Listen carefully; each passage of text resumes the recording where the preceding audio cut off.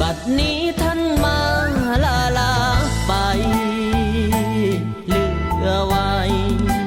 แต่คุณงามความดีสิ้นโลกยังเหลือธรรมสิทธิ์ยังจำทุกคำในใจดวงนี้ก้มลงกราบแทบเท้ามิอาจจะกลั้นน้ำตาน้อมส่งท่านสู่เมืองฟ้ามหานิพพาน